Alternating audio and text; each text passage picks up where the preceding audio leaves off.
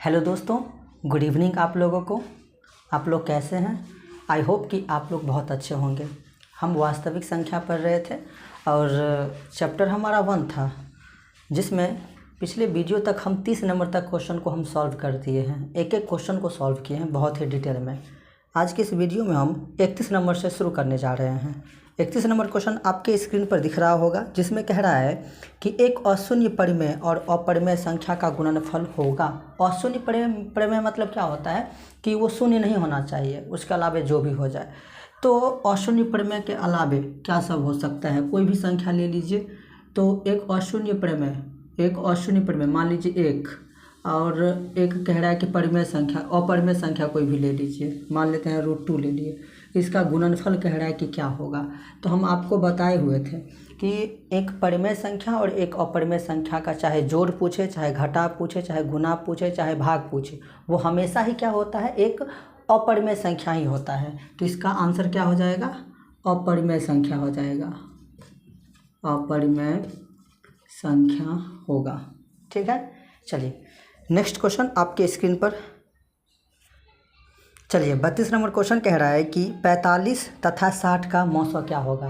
क्या पूछ रहा है? 45 और 60 का मौसा आपसे पूछ रहा है, मतलब एचसीएफ आपसे पूछ रहा है। कैसे निकालेंगे, ध्यान से देखिए। 45 और 60 है, इसका मौसा हमें निकालना है। तो इन दोनों संख्या में जो भी संख्या आपको बड़ा लगे उसको बीच में लिखना है। कहाँ लिखना है? बीच में। तो 60 बड़ा है, उसको बीच में लिखेंगे। अब यहाँ से हम क्या करेंगे? भाग लगाना शुरू करेंगे। ठीक, 45 को बाहर लिखेंगे। 45 से यहाँ पर 45 हो जाएगा, ये 5 हो जाएगा और ये 1 हो जाएगा। 45 यहाँ पर आएगा, भाग का निशान देंगे यहाँ पर। 15 तिया कितना हो जाएगा? 45 हो जाएगा। यहाँ पे जो आता है लास्ट वाले स्टेप का जो भी भाजक होता है वो हमारा क्या होता है? HCF, जिसको हम क्या कहते हैं? मौसा कहते हैं। यही आपका आंसर हो गया। एक और तरीका है इसे बनाने का, ये भाग विधि से हो गया। एक हो जाता है अभाज्य गुणनखंड विधि, उसको भी हम बताते हैं आपको। ध्यान से देखिएगा। यहाँ पर सबसे पहले हम क्या करेंगे, यहाँ पर 45 का अभाज्य गुणनखंड निकालेंगे। उसके बाद क्या करेंगे, हम 60 का अभाज्य गुणनखंड निकालेंगे। ठीक है, तो यहाँ पर 45 है, किससे लगा सकते हैं आप? 2 से तो लग नहीं सकता, 3 से लग सकता है, क्योंकि अंकों का जोड़ 5 और 4 9 3 से कट जाता है आराम से। तो यह 3 से लग जाएगा। 3 एकान 3, 3 पंचे 15, फिर 3 से लगाएंगे, 3 पंचे 15, फिर 5 एकान 5। यहाँ पर देखिए, इसको 2 से लगा देंगे आराम से, 30 बार में कट जाएगा। फिर 2 से 15 बार में कट जाएगा, फिर 3 से 5 बार में कट जाएगा, फिर 5 से 1 बार में कट जाएगा। 45 बराबर, यहाँ पर देखिए 3 कितने बार है? 2 बार है। तो क्या हम 3 को ऐसा लिख सकते हैं? 3 का पावर 2 लिख सकते हैं, 3 का पावर 2। 5 अकेला है तो इसको लिख सकते हैं हम 5 का पावर 1। 60 बराबर 2 कितने बार है? 2 बार है, तो 2 का पावर 2 लिख सकते हैं। यहाँ पर 3 कितने बार है? 1 बार है, तो 3 का पावर 1। 5 कितने बार है? 1 बार है, तो 5 का पावर 1। पावर ये दिखाता है कि आपका बेस कितने बार होना चाहिए, कितने टाइम होना चाहिए। ठीक है, अब यहाँ पर देखिए, हमें HCF निकालना है ना। HCF में क्या रूल है कि जो भी आपको मिल रहा है, जो भी कॉमन है दोनों में, कौन संख्याएं दोनों में कॉमन है? 3 इधर है, 3 इधर है, उसको आप बाहर निकालिए। और कुछ मिल रहा है? 3 भी मिल रहा था, ठीक है। 5 इधर भी है, 5 इधर भी है, 5 को बाहर निकालिए। क्या किए हम? जो भी कॉमन था वो हम बाहर निकालें। अब कौन सा घात लेंगे? तो छोटी घात लेंगे। कौन सा घात? छोटी घात लेंगे। तो 3 का सबसे छोटा घात, 3 का सब ये 3 का घात 2 और इधर 3 का घात 1 है, तो छोटा घात लेंगे हम। 5 का सबसे छोटा घात तो 1 ही है, तो 1 लेंगे। 3 का पावर 1 मतलब 3 1 बार, 5 का पावर 1 मतलब 5 1 बार। 3 पंचे कितना हो जाएगा? 15। देखिए यहाँ भी 15 आया था, यहाँ भी 15 आया था, तो तरीका 2 था बनाने का, पर आंसर सेम आएगा। ठीक है, चलिए नेक्स्ट क्वेश्चन देखते हैं क्या है आपके मोबाइल स्क्रीन पर। 33 नंबर क्वेश्चन में कह रहा है कि π/3 है। पूछ रहा है कि π/3 कैसी संख्याएं हैं? परिमेय संख्या है या फिर अपरिमेय है या पूर्णांक है? कैसी संख्या है π/3? ठीक है, आइए देखते हैं। यहाँ पर हम जानते हैं कि पाई क्या है, अपरिमेय संख्या। क्या है? अपरिमेय संख्या। इसको आप याद रखिएगा, डायरेक्ट भी पूछता है ऑब्जेक्टिव में कि पाई क्या है या पाई निम्नलिखित में से क्या है, तो अपरिमेय संख्या है। और नीचे में क्या है? ये 3 क्या है? परिमेय संख्या है। परिमेय संख्या है।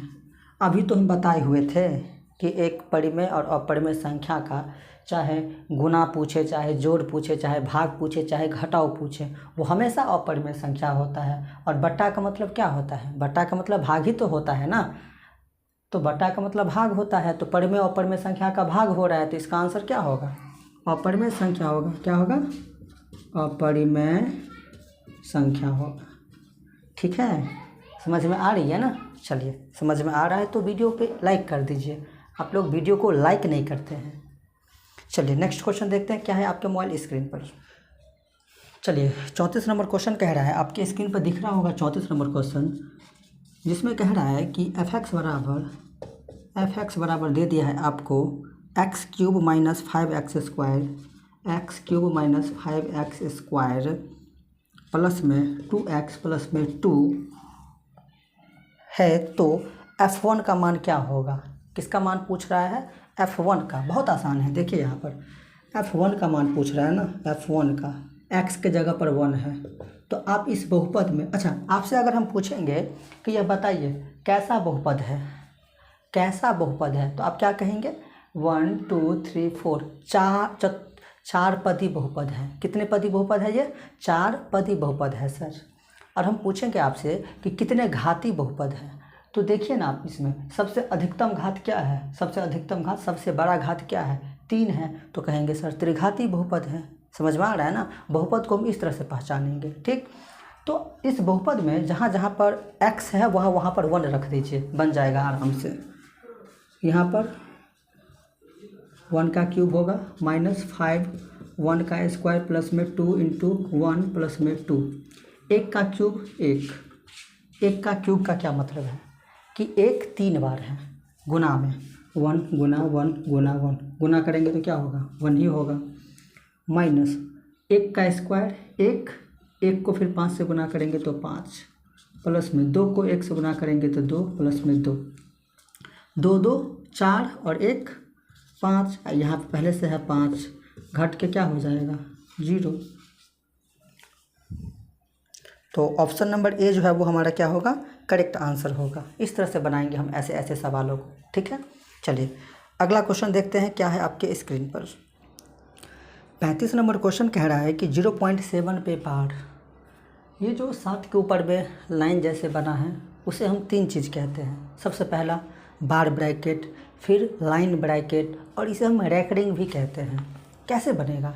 इस तरह से क्वेश्चन जो है हम सॉल्व भी किए हैं पिछले वीडियो में। बहुत आसान है, ध्यान से देखिए। सबसे पहले ये देखना है आपको कि दशमलव के बाद किस पर रैकरिंग है, तो 7 पर रैकरिंग है। किस पर रैकरिंग है? 7 पर रैकरिंग है। और दशमलव के बाद जितने संख्या पर रैकरिंग रहेगा उतना 9 देंगे। हो गया आंसर। मान लीजिए कि आपके पास है 0.24 पे बार है। कैसे बनाएंगे इसको? ध्यान से देखिए। दशमलव के बाद किस पर रैकरिंग, तो 24। दशमलव के बाद कितने संख्या पे रैकरिंग? 2 संख्या पे, 1 2, तो 2 को 9 देंगे। हो गया, आसान था, सिंपल था। 36 नंबर क्वेश्चन कह रहा है कि 8 का पावर 0 गुने 2 का पावर 0। 36 में जो क्वेश्चन है उसमें है कि 8 का पावर 0 गुने 2 का पावर 0। अब आप याद कीजिए कि जूनियर क्लास में या फिर 9th में तो 100% आप पढ़े होंगे एक चीज़ कि अगर x का पावर 0 होता है तो वैल्यू 1 होता है। आप ये चीज़ पढ़े होंगे, याद कीजिए। x क्या है? x नंबर्स को दिखाता है कि किसी भी संख्या का पावर ऊपर में अगर 0 होता है तो उसका वैल्यू 1 निकल के आएगा। ठीक उसी तरह से अगर 8 का पावर 0 है इसका मतलब 1 इसका वैल्यू, 2 का पावर 0 है इसका मतलब 1 इसका वैल्यू, 1 को मल्टीप्लाई कीजिए तो 1 आएगा। सिंपल सा था क्वेश्चन यह। ठीक है, चलिए 37 नंबर क्वेश्चन कह रहा है कि यदि a और b अभाज्य संख्या है तो ए और बी का लॉसव क्या होगा, ये पूछ रहा है। कह रहा है कि ए और बी अगर अभाज्य संख्या है तो उसका हमें लॉसव निकालना है। किसका? ए और बी का हमें लॉसव निकालना है। एक चीज़ आप समझ लीजिए साइड में, कह रहा है कि अभाज्य संख्या है। मान लीजिए कि दो अभाज्य संख्या हमारे पास, एक 3 है, 2 है, एक 3 है। ये ए हो गया और ये बी हो गया। दो हमारे पास अभाज्य संख्या है, 2 और 3, इसका लॉसव निकालेंगे। तो आप इसका एलसीएम कैसे लेते हैं? जब यह नहीं कटने वाला होता है तो क्या करते हैं, इस दोनों को हम गुना कर देते हैं ना गुना। तो ठीक उसी तरह से और बी का गुना कर दीजिए। ए बी अगर कोई अभाज्य संख्या है, इसका हमें एलसीएम निकालना है तो इस दोनों को गुना कर देंगे। जैसे 2 और 3 को गुना कर देंगे, अभाज्य संख्या होना चाहिए तब दोनों को गुना करेंगे। अगर अभाज्य संख्या नहीं होगा तो फिर गुना नहीं करेंगे। ठीक है। 38 नंबर कह रहा है कि निम्नलिखित में से कौन अभाज्य संख्या है। क्या पूछ रहा है कि निम्नलिखित में से कौन अभाज्य संख्या है। तो अगर हम 15 की बात करें, 15 की बात अगर हम करें तो 15 क्या अभाज्य संख्या है? अभाज्य संख्या क्या कहता है कि वैसी संख्याएं जो 1 से कटे और खुद से कटे, किसी दूसरी संख्या से न कटे। लेकिन 15 जो है वो 3 से भी कटेगा, 5 से भी कटेगा, 1 से भी कटेगा, तो यह हमारा अभाज्य संख्या नहीं हुआ। अगर हम बात करें 23 की तो 23 हमारा अभाज्य संख्या होगा। क्यों होगा सर 23 अभाज्य संख्या? 23 इसलिए होगा अभाज्य संख्या क्योंकि 23 जो है 1 से कटेगा, 23 जो है वो खुद से भी कटेगा, किसी और से नहीं कटेगा। समझिए ऐसा कि 23 किसी के टेबल में आता है क्या? नहीं आता है सर, तो नहीं कटेगा किसी भी संख्या से। सिंपल सी बात है। देख लीजिए 23 किससे कट जाएगा? किसी से नहीं कटेगा। तो यही हमारा आंसर हो जाएगा इसका, अभाज्य संख्या ये होगा। Option number B is the correct answer. 39 में कह रहा है कि निम्नलिखित में से कौन परिमेय संख्या है। क्या पूछ रहा है कि निम्नलिखित में से कौन परिमेय संख्या है। ऑप्शन नंबर ए जो है वो 2 - √3 है। तो ये परिमेय और अपरिमेय संख्या का अंतर हुआ, तो यह क्या होगा? अपरिमेय संख्या होगा। अभी हम डिस्कस किए। ठीक है। बी जो है ऑप्शन नंबर बी वो √5 है, तो √5 का सीधा सीधा वर्गमूल निकलेगा नहीं, तो वो हमारा क्या हो जाएगा? वो भी हमारा अपरिमेय संख्या हो जाएगा। लेकिन ऑप्शन नंबर सी जो है उसको हम ध्यान से देखते हैं। कैसे देखेंगे हम? ध्यान से देखेंगे हम। तो ऑप्शन नंबर सी को जब हम ध्यान से देखते हैं तो हमें ये लगता है कि देखने में ये भी हमको लग रहा है क्या? तो ये भी हमको अपरिमेय लग रहा है। लेकिन थोड़ा सा अगर हम छेड़खानी करें इसके साथ तो परिमेय बना सकते हैं। देखिए कैसे। अगर मैं √3 को √3 से काट दूँ तो बचेगा क्या? केवल 2 बचेगा, और नीचे में कुछ नहीं है तो 1। ये भी पूर्णांक और ये भी पूर्णांक। जब ऊपर पूर्णांक नीचे पूर्णांक तो क्या होता है सर? परिमेय संख्या होता है। तो ये हमारा क्या हो जाएगा? परिमेय संख्या हो जाएगा। इस तरह से बनाएंगे हम। ठीक। 40 में दिया गया है कि यदि 65 तथा 117 का मौसा किसका तो 65 और 117 उसका मौसा अगर क्या हो, अगर 65m - 117 हो तो हमें कह रहा है इस रूप का हो तो हमें m का मान ज्ञात करना है। किसका मान ज्ञात करना है? कि अगर 65 और 117 इस रूप में अगर हो तो हमें क्या कह रहा है कि आप ये m जो है ना इसका मान ज्ञात कीजिए। कैसे ज्ञात करेंगे? ऐसे क्वेश्चंस में m का मान ध्यान से देखिए आप कैसे ज्ञात करेंगे। सबसे पहले हमें क्या करना होगा? हमें ये करना होगा कि 65 और 117 का क्या होगा, हमें मौसा पहले निकालना होगा और उसको इस रूप के बराबर में करना होगा। देखिए कैसे। अगर मैं 65 और 117 का HCF निकालूँ तो 65 एकन 65 हो जाएगा, 7 में से 5 गया तो 2, 11 में से 6 गया तो कितना हो जाएगा? 5। ये 65 यहाँ पे आएगा तो 52 एकन 52, 5 में से 2 गया तो 3, 6 में से 5 गया तो 1। अब फिर से भाग का निशान देंगे, 52 को यहाँ पर लिखेंगे, 13 चौका 52। तो ये जो है ये हमारा क्या होता है? HCF होता है। तो HCF कितना निकला? 13। तो उस 13 को हम क्या करेंगे? इस रूप के बराबर में लिख देंगे 13 को। अब हम क्या करेंगे? यहाँ से m का मान हम आप आसानी से निकाल सकते हैं। m का मान बहुत ही ईजी तरीक़ा से। देखिए कैसे निकालेंगे हम। हमें m का मान निकालना है ना, उसको उधर भेज दीजिए। तो 65m बराबर में 13 माइनस का उधर जाएगा तो प्लस का 117 हो जाएगा, तो m बराबर हो जाएगा 117 और 13 130, अब बट्टा में कितना 65। ठीक है, इसको काटेंगे तो कितने बार में कटेगा, m बराबर 2, तो m का मान कितना निकला 2। आसान था। पहले क्या किए, इस दोनों का हम मौसा निकाले, जो भी मौसा आया इस रूप के बराबर में कर दिए और m का मान निकल गया आसानी से। ठीक है, चलिए अगला क्वेश्चन देखते हैं क्या है आपके मोबाइल स्क्रीन पर। 41 नंबर क्वेश्चन है कि 2, 10, 20 का लौसा और मौसा का अनुपात क्या होगा। किसका किसका दे दिया है, तो 2, 10 और 20, उसका क्या हमें निकालना है, लौसा और मौसा का अनुपात। बहुत सिंपल है, मज़ा आ जाएगा, ध्यान से देखिए आप। सबसे पहले हमें क्या करना है, 2 एका 2, 10 का भी अभाज्य गुणनखंड निकालेंगे, 2 पंचे 10, 5 एका 5, 2 दाही 20, 2 पंचे 10, फिर 5 एका 5। इतना आप कर सकते हैं, बहुत ही ईजी है, आप कर सकते हैं, मुझे पूरा उम्मीद है। अब क्या करेंगे, यहाँ से ध्यान से देखिए, 2 बराबर 2 का पावर 1, क्यों, क्योंकि 2 अकेला है। 10 को लिख सकते हैं, 10 बराबर 2 का पावर 1 गुने 5 का पावर 1। 20 को लिख सकते हैं हम 2 का पावर 2 गुना 5। तो हमें क्या करना है, सबसे पहले लौसा निकालना है। लौसा में क्या होता है कि जितने सारे अभाज्य गुणनखंड है सबको लिख लीजिए, बस रिपीट नहीं होना चाहिए। ठीक है, तो यहाँ पर हम क्या देख रहे हैं, 2 है और क्या है 5 है, उसके अलावा कुछ नहीं है। इस दोनों के अभाज्य गुणनखंड में केवल 2 और 5 है, इसके अलावा कुछ नहीं है। अब हम क्या करेंगे, इस दोनों के पावरों की बात अगर करें तो सबसे बड़ी पावर लेंगे। कौन सा पावर, सबसे बड़ी पावर। तो 2 का सबसे बड़ा पावर क्या होगा, यहाँ पर 2 यहाँ पर 1, तो 2 होगा। 5 का सबसे बड़ा पावर 1 ही होगा। अब 2 का पावर 2 मतलब 2 कितने बार, 2 बार, 2 गुना 2, तो 2 दूना 4 और 4 पंचे कितना हो जाएगा 20 हो जाएगा। ठीक, अब हमें क्या निकालना है, मौसा निकालना है।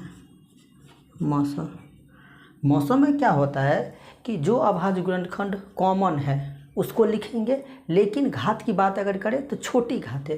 कौन सी घात है, छोटी। तो देखिए यहाँ पर 2 इधर भी है, 2 इधर भी है, 2 इधर भी है, तो 2 लिख देंगे। 5 यहाँ है, पर इधर तो नहीं है 5, तो 5 नहीं लिखेंगे।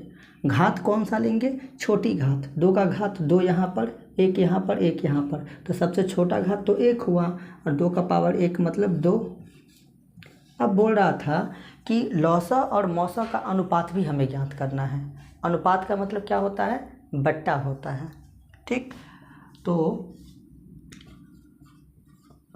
अनुपात बराबर किसका, लौसा और मौसा का। तो लौसा क्या है 20, अनुपात मतलब बट्टा, और मौसा 2, 10 बार में कटेगा, 2 दाही 20, 10 बट्टा 1। अब अनुपात मतलब बट्टा होता है और बट्टा मतलब अनुपात होता है, तो इसको हम लिख सकते हैं 10:1। यही आपका क्या होगा, फाइनल रिजल्ट होगा, फाइनल आंसर होगा। आपको समझ में आ गया होगा। मौसम में क्या करते हैं, लौसा में क्या करते हैं, जितने सारे अभाज्य गुणनखंड हैं वो लेंगे, लेकिन बड़ी घात। मौसम में क्या होता है, जो दोनों के पास है, मतलब 3 है तो जो तीनों के पास है, तो तीनों के पास 2 था, 2 निकाले, लेकिन छोटी घातें। बात समझ में आ रहा होगा। चलिए अगला क्वेश्चन देखते हैं क्या है आपके मोबाइल स्क्रीन पर। 42 पे कह रहा है कि सबसे छोटी भाज्य और छोटी अभाज्य संख्या का मौसा कितना होगा। सबसे छोटी भाज्य और अभाज्य, उसका हमें मौसा ज्ञात करना है। कैसे ज्ञात करेंगे, ध्यान से देखिए। सबसे छोटी अगर हम भाज्य की बात करें, और सबसे छोटी अगर हम अभाज्य की बात करें, तो भाज्य संख्या शुरू कहाँ से होता है, 4 से। 4 हमारा क्या होगा, सबसे पहला भाज्य संख्या होगा। 4 के बाद 5 नहीं होगा, 6 होगा, उसके बाद 8 होगा, 9 होगा, 10 होगा, आगे ऐसे ही बढ़ते जाएगा। अगर हम अभाज्य संख्या की बात करें तो सबसे छोटा 2 होगा, 3 होगा, 5 होगा, ठीक है, 6 नहीं होगा, 7 होगा, ऐसे ही आगे बढ़ते जाएगा अनंत तक। भाज्य संख्या किसको कहते हैं? वैसी संख्या है जो एक और खुद के अलावा दूसरी संख्या से भी कटे। तो 4 जो है 1 से भी कटेगा, 4 से भी कटेगा, 2 से भी कटेगा। इससे पहले जो 3 है, 2 है, 1 है, वो सब किसी और से नहीं कटेगा। अभाज्य में क्या है कि 2, 3, 5, 7 है।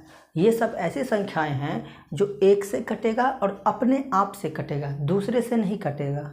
ठीक है, तो सबसे छोटा इसमें क्या होगा? भाज्य 4 और सबसे छोटा अभाज्य 2। सबसे छोटा भाज्य 4 और सबसे छोटा अभाज्य 2। अब इन दोनों में जो बड़ा है उसको बीच में लिखेंगे, जो छोटा है उसको बाहर लिखेंगे।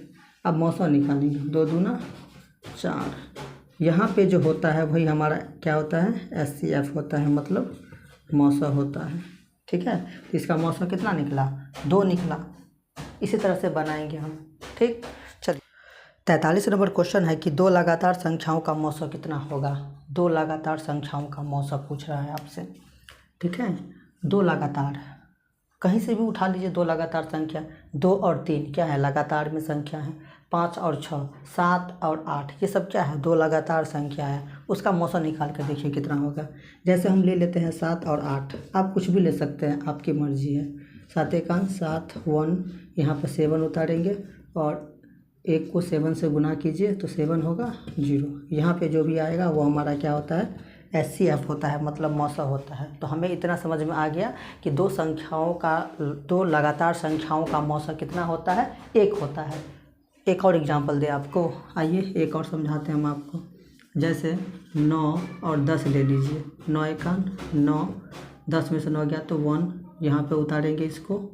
1 नमा 9, यहाँ पे जो भी आता है वो हमारा क्या होता है? SCF होता है।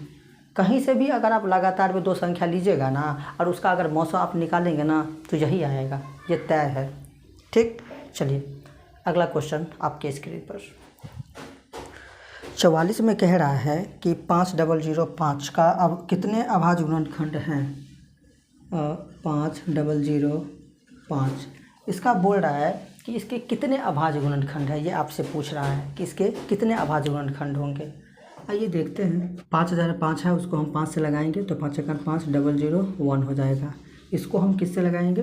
तो 7 से लगा देंगे। तो 7 एकान 7, 3 इसमें लगा दीजिए 30, 7 चौक 28, 7 तिया 21। अब हम इसको 11 से लगा देंगे। 11 एकान 11, 3 शेष बचा, इसको दे दीजिए तो 33, 11 तिया 33।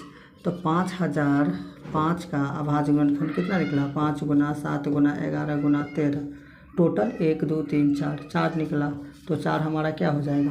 फाइनल आंसर हो जाएगा इसका। 5005 का 4 अभाज्य गुणनखंड निकलेगा, जो कि आपके सामने है। ठीक, चलिए अगला क्वेश्चन आपके स्क्रीन पर क्या है देखते हैं। 45 नंबर क्वेश्चन कह रहा है कि कितने 2 अंकों की संख्या 3 से विभाज्य है। ये पूछ रहा है आपसे कि कितने दुनिया में ऐसे कितने सारे संख्या हैं 2 अंक वाली जो 3 से कट रहा है, मतलब भाग लग रहा है, विभाज्य है। आइए चेक करते हैं। अच्छा एक बात आप बताइए कि 2 अंकों की संख्या शुरू कहाँ से होता है? तो 2 अंकों की संख्या जो है, 2 अंकों की संख्या शुरू होता है कहाँ से? 10, 11, 12, ऐसे ही करते करते 99 तक जाएगा। ये सब क्या है? तो 2 अंकों की संख्या हो गई। तो 3 से विभाज्य होने वाली, 3 से विभाज्य होने वाली, 3 से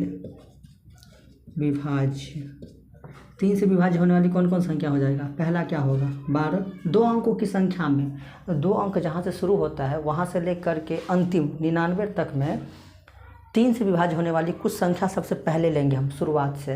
तो जैसे कि 12 होगा, आगे कौन आएगा? 15 आएगा, फिर आगे 18 आएगा, ऐसे ही करते करते 99 तक जाएगा। 99 भी क्या है? 3 से विभाज्य है और ये सभी 3 से विभाज्य हैं। देखिए ये क्वेश्चन जो है ना वो 5 नंबर चैप्टर है आपका समांतर श्रेणी, जिसको हम AP कहते हैं, उससे बना रहे हैं हम। थोड़ा सा आपको समझ में नहीं भी आएगा पर ध्यान से आप देखिएगा तो समझ में तो ज़रूर आएगा। लेकिन ऐसे ऐसे क्वेश्चन हम 5 नंबर चैप्टर में भी पढ़ेंगे हम समांतर श्रेणी में, जिसको हम AP कहते हैं। ठीक, सबसे पहले हम इसको कहते हैं प्रथम पद। क्या कहते हैं हम? प्रथम पद, जिसको हम A से लिखते हैं या फिर A1 से लिखते हैं। वो क्या है हमारे पास? 12। सार्वंतर निकालेंगे हम। सार्वंतर मतलब क्या होता है? D, common difference. दूसरे पद में से पहले पद को घटा देंगे। ये क्या है, दूसरा पद क्या है 15 माइनस पहला पद क्या है 12, 15 में से 12 क्या तो कितना हो जाएगा 3। ठीक, ये क्या है हमारे पास अंतिम पद जिसको हम क्या कहते हैं अंतिम पद जिसको हम कहते हैं an, वो दे दिया है कितना 99। अब an दे दिया है 99 और an का फॉर्मूला हम जानते हैं, चूँकि an बराबर क्या होता है a प्लस n-1 इंटू में d होता है। an क्या है हमारे पास 99 बराबर a का मान कितना है 12, n तो हमें निकालना है कितने संख्या होगा 2 अंकों की। ठीक, d का मान कितना है 3 है। अब यहाँ से देखिए इस 12 को इधर लेकर आएंगे तो 99 प्लस का 12 इधर गया तो माइनस का 12, n-1 ऐसे ही रहेगा और 3 ऐसे ही रहेगा। 9 में से 2 गया तो 7, 9 में से 1 गया तो 8, गुना में है। जब इधर आएगा तो नीचे चला जाएगा भाग में, इधर क्या बचेगा n-1 बचेगा, इसको भाग दीजिए तो 3 दूना 6, 2 बचा शेष, 3 9 27। ये क्या है माइनस में 1 है, इधर आएगा तो प्लस में 1 बराबर में n। ठीक, और 29 और 1 30 बराबर n। मतलब कहने का मतलब ये है कि 30 ऐसी संख्याएं हैं दुनिया में 2 अंकों की जो 3 से पूरा कट जाएगा। ठीक है, चलिए अगला क्वेश्चन देखते हैं क्या है आपके मोबाइल स्क्रीन पर। 46 नंबर क्वेश्चन कह रहा है कि 2 संख्याओं का गुणनफल दे दिया है 86 70। 2 संख्याओं का गुणनफल मतलब a गुना b बराबर दे दिया है कितना 86 और 70। आगे कह रहा है इसमें कि और उनका मौसा भी दे दिया है 17। मौसा कितना दे दिया है, मौसा दे दिया है 17। ठीक है, तो पूछ रहा है कि इसका लौसा क्या होगा। इसका क्या पूछ रहा है, लौसा पूछ रहा है। 2 संख्याओं का गुणनफल भी दे दिया है और मौसा भी दे दिया है, लौसा पूछ रहा है। तो इसमें फॉर्मूला 2 संख्याओं का गुणनफल दिया हुआ है और हम उसका फॉर्मूला भी जानते हैं। देखिए आप डायरेक्ट एलसीएम का फॉर्मूला लगाकर भी आप बना सकते हैं, लेकिन एक ही फॉर्मूला से हम हर कुछ निकाल सकते हैं। देखिए कैसे, क्योंकि हम जानते हैं कि 2 संख्याओं का गुणनफल जो है वो बराबर होता है किसके एचसीएफ गुने एलसीएम के। 2 संख्याओं का गुणनफल दे दिया है 86 70, एचसीएफ भी दे दिया है 70 17। निकालना क्या है एलसीएम, एलसीएम निकालना है, उसको उधर ही रहने दीजिए। जो गुना में है ना इधर लेकर आ जाइए तो किस में आ जाएगा भाग में आ जाएगा। ठीक, इसको काटिए 17 5 85 शेष 1 बचा, 17 एकान 17 0 का 0, मतलब एलसीएम कितना निकला 510। ये हमारा क्या निकला एलसीएम निकला। ठीक है, तो आज की वीडियो में इतना ही रहने देते हैं। उम्मीद करते हैं कि यह वीडियो आपको बहुत अच्छा लगा होगा, और जब वीडियो अच्छा लग ही गया है और सबसे अच्छा लगा हो तो वीडियो को लाइक ज़रूर कर दीजिएगा। मिलते हैं नेक्स्ट वीडियो में।